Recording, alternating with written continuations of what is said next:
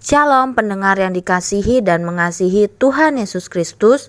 Berjumpa lagi dengan saya Cynthia dalam waktu teduh. Marilah kita menyiapkan hati kita untuk mendengarkan firman Tuhan. Kiranya hikmat dari Allah Bapa yang memampukan kita untuk mengerti firman dan melakukannya dalam kehidupan sehari-hari kita. Renungan harian hari ini berjudul Persekutuan Salib. Bacaan Alkitab hari ini diambil dari 2 Korintus 1 ayat 3 sampai 11. Demikian firman Tuhan. Terpujilah Allah Bapa Tuhan kita Yesus Kristus, Bapa yang penuh belas kasihan, dan Allah sumber segala penghiburan, yang menghibur kami dalam segala penderitaan kami, sehingga kami sanggup menghibur mereka yang berada dalam bermacam-macam penderitaan dengan penghiburan yang kami terima sendiri dari Allah.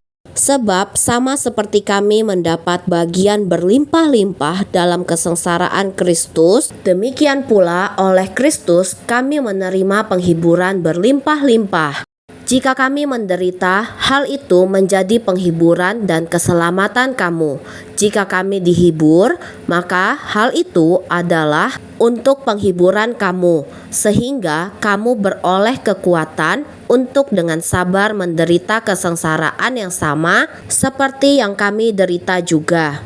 Dan pengharapan kami akan kamu adalah teguh, karena kami tahu bahwa sama seperti kamu turut mengambil bagian dalam kesengsaraan kami, kamu juga turut mengambil bagian dalam penghiburan kami. Sebab kami mau, saudara-saudara, supaya kamu tahu akan penderitaan yang kami alami di Asia Kecil. Beban yang ditanggungkan atas kami adalah begitu besar dan begitu berat, sehingga kami telah putus asa juga akan hidup kami. Bahkan kami merasa seolah-olah kami telah dijatuhi hukuman mati. Tetapi hal itu terjadi supaya kami jangan menaruh kepercayaan pada diri kami sendiri, tetapi hanya kepada Allah yang membangkitkan orang-orang mati. Dari kematian yang begitu ngeri, Ia telah dan akan menyelamatkan kami. Kepadanya kami menaruh pengharapan kami bahwa Ia akan menyelamatkan kami lagi. Karena kamu juga turut membantu mendoakan kami supaya banyak orang mengucap syukur atas karunia yang kami peroleh berkat banyaknya doa mereka untuk kami. Nats pembimbing hari ini diambil dari 2 Korintus 1 ayat 9. Demikian firman Tuhan.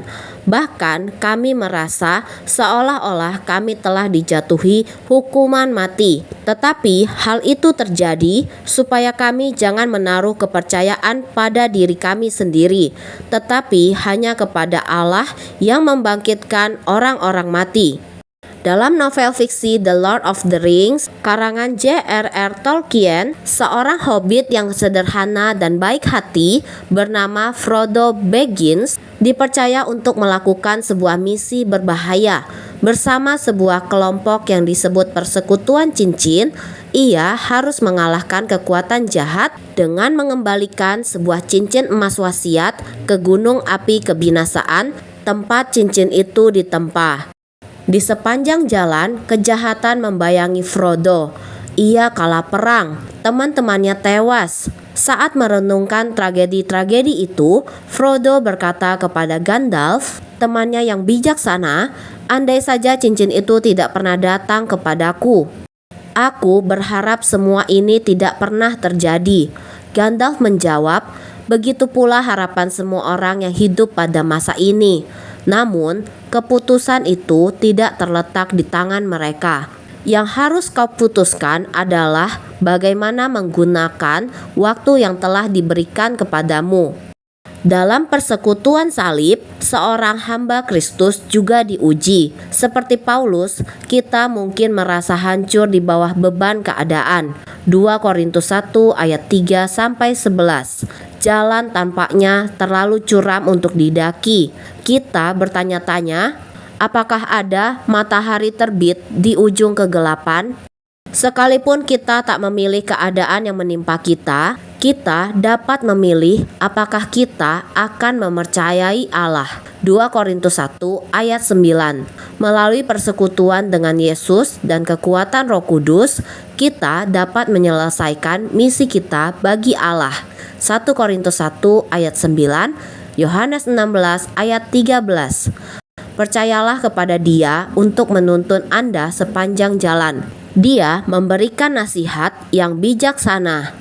Dalam persekutuan indah, kita bersimpuh di kakinya atau melangkah di sisinya di sepanjang perjalanan, melakukan perintahnya, pergi kemana disuruhnya.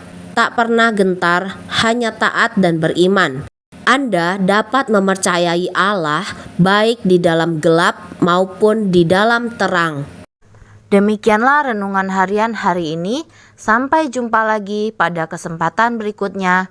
Tuhan Yesus memberkati kita semua.